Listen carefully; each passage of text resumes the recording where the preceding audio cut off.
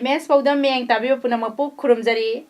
Christmas Kumaina Lakpada Image TV gi Maikaidagi Yaifa Paujel Pijari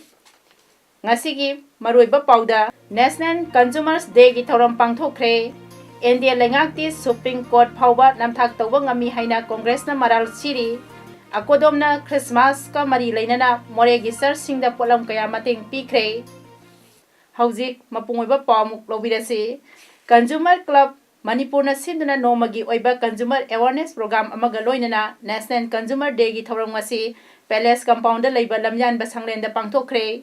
Thoram Maduda Saruk Yakiba Ketigau Kendagi MLA Nahakpam Indrajit Nahai State Asigi Miamda Port Labor Amadi Yonbagi Matangda Mapung Phana Khanganaba Pandamda Mapam Sinba Thungna Consumer Awareness Program Asi Pangthok Haningi Masigidamak Manipur Lengaki Oinasu Mateng Pangnaba Hotnage Aikoi Puna Mikap Toklasi Miamgi Hak Kangminarasi Haiki Mahana Makha Tarduna Hai Lengak Asina Anoba Lengak Haina Hek Panbada Mioi Karana Waroba Tori Masi Pandaba Yadaba Karadagi Panbani Maru Aina Lamdam Asida Hana Leramba Kudung Sadaba Kaya Lengak Asina Kokhanbangamle Loinana Apaba State Ama Wehenba Ngambadagini Haiki Thoram Asiga Mari Lenana Dr. Songtham Narendrana Pongdok Kibada Right to Safety Habadi Consumer Pumba Kudong Tiningai Oiba Port Karbarwala Singna Yolak Padu Natraga Mating Pirak Paduda Tolakadaba Awa Anadagi Ngakthoksanaba Adhikar Right to be informed Habadi Port Natraga Service Ki Magun Sang Mating Sengba Sengdaba Masak Thokpa Mamal Hairiba Matang Singsige Mari Makong I Pau Khangjaduna Ludaba Poyon Sajatagi Ngakthoksanabagi Adhikar Right to Consumer Education Habadi Consumer Punamak Consumer Gi Yaifanaba Pambai Awaba Koknaba Pambai Consumer Singi Yaifaba Kudong Saba Taugadaba Tauroidaba Kayagi Matang Mahai Oina Haijaba Pangjabagi Adhikar Asina Singbani Hairiba Adhikar Sing Asi Consumer Singi Bill of Right Haina Su Khangnai Consumer Singi Sangsardi Laibaktani Haiduna Khanduna Lairi Masigi Adhikar Sing Asi Bharat Ki Oiba Consumer Protection Act 1986 Haina Ain Asida Iduna Yauri Masigi Consumer Singi Adhikar Sing Lauthokpa Ain Asi Satpa Hokiba Numit December Gi Saichat Kungamari Asi National Consumer Day Haina Khangnari Haiki India Ki Supreme Court Phaubanam Thak Tawba Ngamliba BJP Maru Aina India Lengak Asina Miamdadi Karigi Namthak Tawramloi Makoina Sathariba Namthak Asi Malemgi Mafam Amatada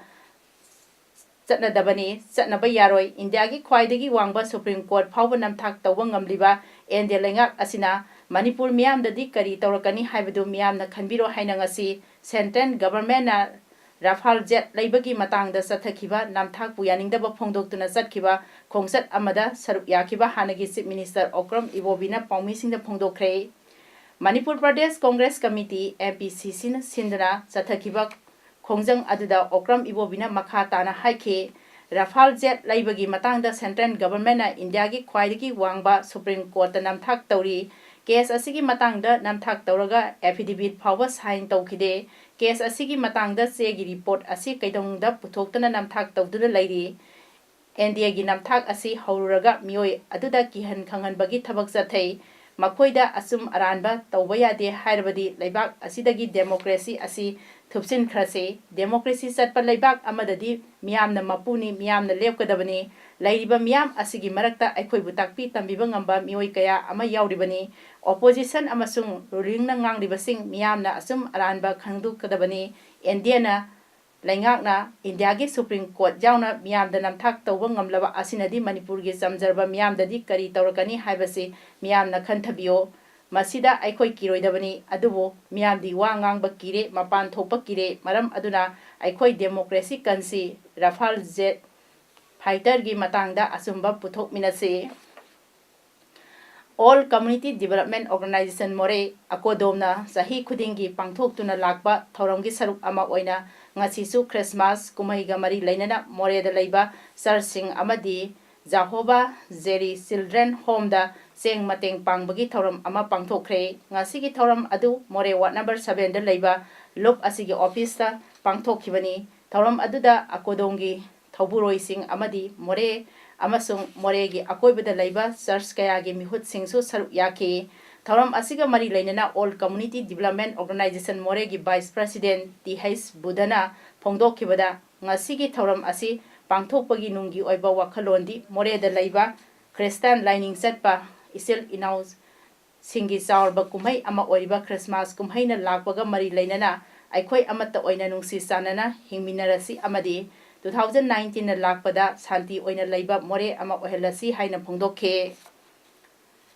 Christian lining setpa singi khwaidagi chawba kumai ama oiba Christmas kumhaina lakpaga iroinana lamdam asigi miyamda Manipur gi governor amadi chief minister yauna tongan ba lusingba kayana yai phapaujel pirakli Manipur gi governor Dr. Nasma Heptulana Christmas kumahina lakpada lamdam asigi miyamna nungsi sanana laiminaba oirasano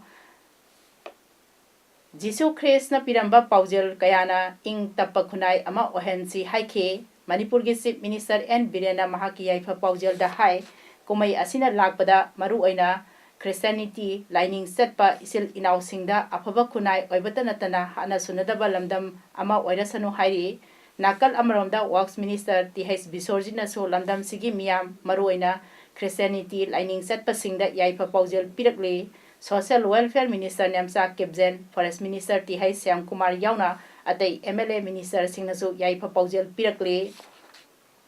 Aina Thinkraba Lalolo Revolutionary People's Front RPF ki maikai dagisu Christmas kumaina lakpada lamdam sigi sil inausing ing tappa tangdu leitana nungsi sanana laiminaba oirasanu haina paujel pirakli Tha asigi saichat taradagi hoduna Imphal gi Palace compound laiba iboyaima sumang lila sanglenda Manipur State sumang lila council na sinduna satharakwa tara mangarak suba sumang lila ningtham kumai ngasi loisinkhre loisinbagi thoram asida sugunu SG MLA K Ranjit na haike sumang dila haiba art makhal ase Manipur da natana atopa mafam amata da laite sumang dila na lauriba thodang aduki matik chawi punsi amabu soikigadaba kayabo asumba lambi da porakhanba ngambata natana khunai asidagi asoiba kayabo su dilagi phambakta uttuna miyamda mitna kong oihale Manipur sumang dila da asowa thodang lauduna lakli haibasi aikhoina khangduna leirabani aikoi amata oina punsinduna asuk tangna phangba art form asi kanse Nambol SG MLA su oiriba sumang lila council gi advisor lokena haike sumang lila haibasi khwaidagi luba art form ni masida pairaki lausing kaya sizinaduna yengliba miyambo pelhanba haibasi khwaidagi luba art form ni Manipurda kanglup kunthra taruk laibasida kanglup amamamta oina makhoigi wari magun thengnariba awa nungai kaya asi koina satuna yenglubada laina thokte adubo Lilagi phambak asidadi loina uba phangi amadi Manipur gi tanglaba mangkigadawraba sumang lila asi aikhoina sectionna kananaba hotnaminase aroiba numita artist amadi sumang lila gi damakta kathoklaba mioi kayada khudol tamki loinana peacemaker artist na sanaba amuba uhei kawbalila amasu mayamgi mangda utke thoramasida Janet Academy gi principal S Manautonsu saru yake Pungyar Kendagi manung sana leiba Nambastic Kolenda Nauna Saba Nambastic Kolel Rural Market Set Forest Minister TH Syam Kumar na Sangaduna Miyamda Sinakre Thoramasida Minister Syam Kumar na haiki Lairiba Purup Kudingmak Magi Laizariba Traditional Culture Adu Mangba Tarabadi Purup Adu Mangani Aikoi culture asi yoktuna thamba mathau tai Aikoi culture asi manglakpagi maramdi Aikoina Aikoi thaksi khasi lamchat thogalol Kaisilakliba asi Aikoi culture mangsilakpagi khudamni maram aduna Aikoi culture yokpa ngaktuna thamba mathau tai masi ohenba naba hotnabada Aikoi lairik haigadabani laisusu mamutana khangadabani haina mahakna makhatana phongdokhe Minister na makhatana haiki lamdam masigi tradition amasung culture yokhatpaga loinana mahosagi khal ngakpa amasung wa culture mahandabana mapangal kan balengak ama ohengani pamlo ubana umang kokthokpana natana semilon da so hena soksilai horticulture gi makhada paikhatliba scheme singna miyamda kanaba pibatana tana semilon gi phibam su phagat hanba ngamgani umang kokthokpa sanga hatpagi thabak asi department na haksin lawe Lengak asina Manipur bu tongan tongan ba mafam singda kari tawba yabagi haibadu kupna yengsile miyamna u yanthatpagi thabakti toksi u yanba yagani adubu karamba matamdano haiba taragadi u ase mapung marei pharba matamda u yanba yagani u masa masa yanbagi thabakti tawbigano u yanba tarbadi u pambi thaba tabani haike Pungyar Kendagi MLA Laisio Kaisingna haike mafam asi haukiba lenga kayana sahi kaya sembidana lakibani maram aduna kendra asi hiram kaya da sothaduna lairakpani ngasi hangdoliba market set asina lamdam asigi miyamda asauba semilol ama piragani kathokpaga loinana pawgi sinphamda thabak toramba Tamenglongda nungtigi pongwa disem pawsegi jiribam correspondent Jacob Panmai laikhidre Paumi asina khangaudana laikhidabada Manipur Hills Journalist Union awaba phongdokre Manipur Hills Journalist Union ki president su oriba DSM ki editor Rangkung Panmaina thadropa awaba phongdokpagi warolda hai Jacob Panmai rongmai phurup laktagi khwaidagi liraba paumi amakhakni paumi asina manung matam sadana laikhidaba asina paugilamda asawa mangjaba ama oihauragani mahakna laikhidabada imu manungi awabada thamoi sengna saruk yari haiki Amaromda all Jiribam Working Journalist Union thadropa serial amadasu Paumi Jacob Pamaina laikhidaba da awaba phongdorakle Pangal tabiki akoibada laiba pikliba angang singbo harau tayamba nungaiba minok ama piba ngamnaba pandamda ngasi IGAR South gimieng makhada 28 sector Assam Rifles Kaksing Battalion gi Pangal tabi company na sinduna nomagi oiba Christmas festival pangtokre apunba angang humpu tare lomna saruk yakiba thorom adu khonja singna mieng taki thorom dugi manung sana tongan tongan ba sports ki discipline singda sangdam nabagal loinana chaklel amasu senki amadi angang singda kudol pot pikhi ngasi Jiribangi Kamaranga Community Hall da Laisem Club Kamaranga amadi Mairapaibi Khuningthek Jiribam anina khosamnaduna reception ceremony ke Sarat Singh General Secretary Administration BJP Manipur Pradesh Vice Chairman Food and Industries Corporation Limited ki Thoram ama pangthokre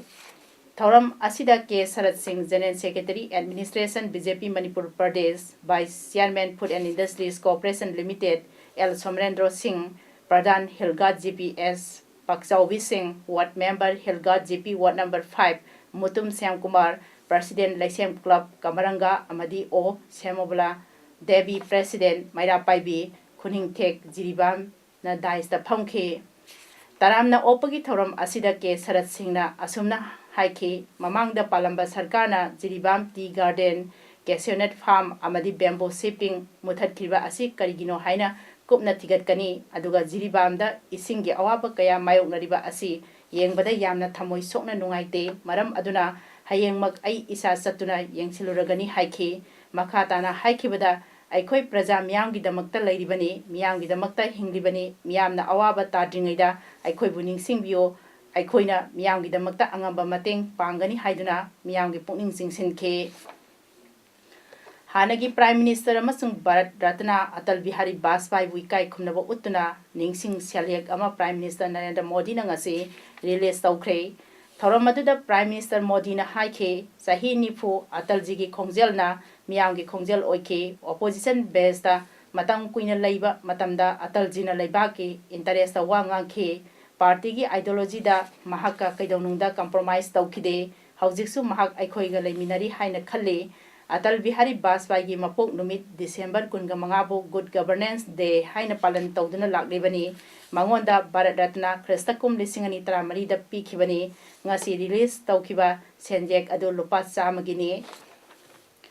Hanagi Union Minister Captain Jai Naren Prasad Nisat matang kuina naram laba matungda ngasi laikhidre mahak sahi marifunipan sukre mahak South Delhi da laiba Max Hospital da layengduna lairakpani mahak laikhidabada Prime Minister Narendra Modi na awaba phongdokre Prime Minister Modi na haiki laikhidaba Captain Nisat na Bihar gi chawkhat thoramgi damak laukhatlamba thabaksing ado singthaningai ne Indonesia da mai gising pokhairakpada tsunami thokpadagi sikhraba migi masing chani marifumathoi yaukre lising ama henbana asok apandangkre atopa tsunami amaga amuk tholokpa yai haina kibadagi samudra mapanda laibasingbu sa phagadaba maphamsingda hongdokhinaba authority na khangankre laikhidrabasingi damakta Prime Minister Narendra Modi na awaba phongdokhe Indonesia government na laukhatliba relief ꯋꯥꯛꯇ ꯏꯟꯗꯤꯌꯥꯅ ꯃꯇꯦꯡ ꯄꯥꯡꯅꯅꯕ ꯊꯧꯔꯥꯡ ꯇꯧꯗꯨꯅ ꯂꯩꯔꯦ ꯍꯥꯏꯅꯁꯨ prime minister ꯃꯣꯗꯤꯅ ꯐꯣꯡꯗꯣꯛꯈꯤ꯫ ꯁꯥꯐꯨ ꯀꯜꯂꯕ ꯏꯊꯛ ꯏꯄꯣꯝꯅ ꯗꯂꯥꯜ ꯆꯥ ꯀꯌꯥ ꯃꯥꯡꯍꯟ ꯇꯥꯛꯍꯟꯈ꯭ꯔꯦ, ꯎꯄꯥꯝꯕꯤ ꯀꯌꯥ ꯃꯔꯨ ꯐꯨꯛꯇꯠꯈ꯭ꯔꯦ꯫ ꯉꯔꯥꯡ ꯃꯩꯒꯤ ꯆꯤꯡ ꯄꯣꯈꯥꯏꯔꯛꯂꯕ ꯃꯇꯨꯡꯗ ꯖꯥꯚꯥꯒꯤ ꯅꯣꯡꯆꯨꯞ ꯊꯪꯕ ꯑꯃꯗꯤ ꯁꯨꯃꯥꯇ꯭ꯔꯥꯒꯤ ꯈꯥ ꯊꯪꯕ ꯁꯃꯨꯗ꯭ꯔ ꯈꯣꯡꯕꯥꯟꯗ ꯁꯨꯅꯥꯃꯤ ꯊꯣꯛꯈꯤꯕꯅꯤ꯫ ꯍꯧꯖꯤꯛ ꯑꯔꯣꯏꯕꯗ ꯃꯔꯨꯑꯣꯏꯕ ꯄꯥꯎ ꯑꯃꯨꯛ ꯍꯟꯅ ꯅꯦꯁꯅꯦꯜ ꯀꯟꯖꯨꯃꯔꯁ ꯗꯦꯒꯤ ꯊꯧꯔꯝ ꯄꯥꯡꯊꯣꯛꯈ꯭ꯔꯦ꯫ ꯑꯦꯟꯗꯤꯑꯦ ꯂꯩꯉꯥꯛꯇꯤ ꯁꯨꯄ꯭ꯔꯤꯝ ꯀꯣꯔꯠ ꯐꯥꯎꯕ ꯅꯝꯊꯥꯛ ꯇꯧꯕ ꯉꯝꯃꯤ ꯍꯥꯏꯅ ꯀꯣꯡꯒ꯭ꯔꯦꯁꯅ ꯃꯔꯥꯜ ꯁꯤꯔꯤ꯫ ꯑꯀꯣꯗꯣꯝꯅ ꯈ꯭ꯔꯤꯁꯃꯥꯁꯀ ꯃꯔꯤ ꯂꯩꯅꯅ ꯃꯣꯔꯦꯒꯤ ꯆꯔꯆꯁꯤꯡꯗ ꯄꯣꯠꯂꯝ ꯀꯌꯥ ꯃꯇꯦꯡ ꯄꯤꯈ꯭ꯔꯦ꯫ ꯉꯁꯤꯒꯤꯗꯃꯛꯇꯗꯤ ꯏꯃꯦꯖ ꯄꯥꯎꯗꯝ ꯄꯤꯖꯕ ꯂꯣꯏꯁꯤꯟꯖꯔꯦ꯫ ꯃꯤꯠꯌꯦꯡ ꯇꯥꯕꯤꯕ ꯄꯨꯝꯅꯃꯛꯄꯨ ꯑꯃꯨꯛꯀ ꯍꯟꯅ ꯈꯨꯔꯨꯝꯖꯔꯤ꯫